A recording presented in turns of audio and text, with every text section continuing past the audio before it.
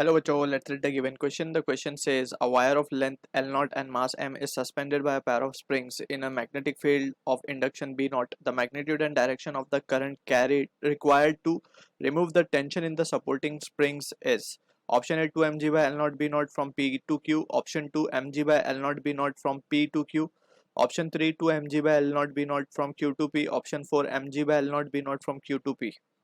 So to understand the given question, we need to understand about the concept of current carrying conductor when placed in magnetic field experiences a force, right?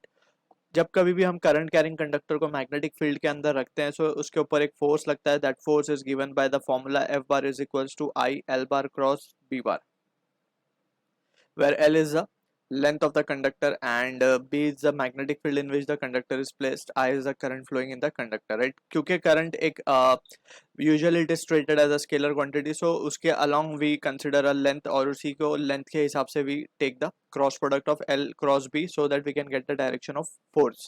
अब इसमें एक convenient way है to get the direction of force by using right hand palm rule.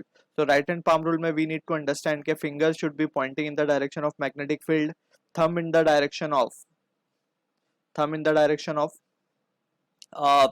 Motion of positive charge या फिर velocity of positive charge या फिर current भी कह सकते हैं हम, velocity of positive charge basically, ठीक है ना.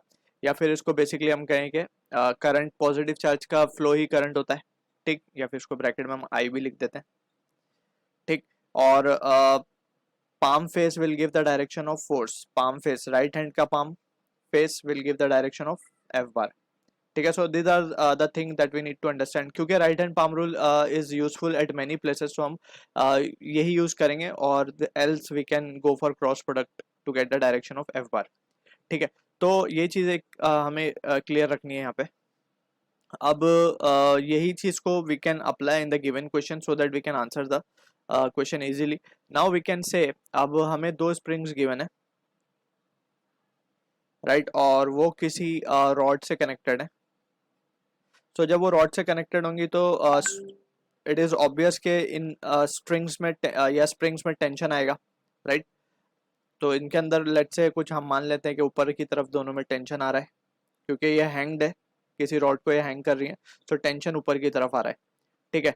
अब इसकी फ्री बॉडी डायग्राम अगर हम बनाए तो इसके ऊपर वेट mg नीचे की तरफ एक्ट कर रहा होगा, इसका mg, राइट.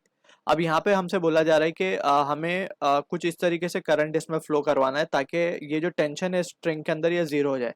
मतलब ये रॉड इसी तरीके से बैलेंस हो जाए कि कोई एडिशनल एक फोर्स आ जाए और ये जो टेंशन स्प्रिंग्स के अंदर आ रही है वो हट जाए, ठीक है. सो ऐसा करने के लिए हमें क्या करना पड़ेगा, एक फोर्स ऊपर की तरफ लगानी पड़ेगी, राइट.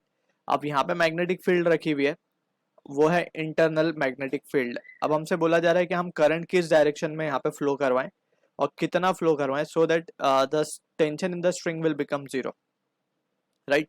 अगर इस केस में if we write the equation under equilibrium तो ये क्या आएगा, 2t plus F will be equals to mg, right.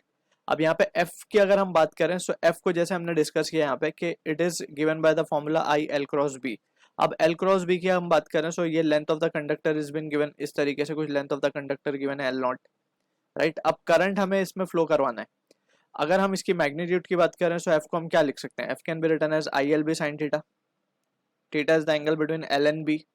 अब मैग्नेटिक फील्ड अंदर की तरफ है, लेंथ तो हॉरिजॉन्टल है, so we can say angle will be 90. So ये जस्ट आ जाएगा F की value I L B, right. तो हम यहाँ पे क्या लिख देंगे F की जगह पे, it can be written as I L not be not and that will be equals to mg. अब ये फोर्स हम देख सकते हैं कि ऊपर की तरफ लगवा रहे हैं, तो by using this convention over here, तो फिंगर को हम अंदर की तरफ रखेंगे मैग्नेटिक फील्ड के डायरेक्शन में, थंब को रखेंगे पॉजिटिव चार्ज की डायरेक्शन में. क्योंकि हमें फोर्स ऊपर चाहिए तो पाम फेस ऊपर की तरफ रहना है, तो करंट किस तरफ फ्लो होगा, it will be flowing towards right, यानी कि P टू Q की तरफ करंट को फ्लो होना है.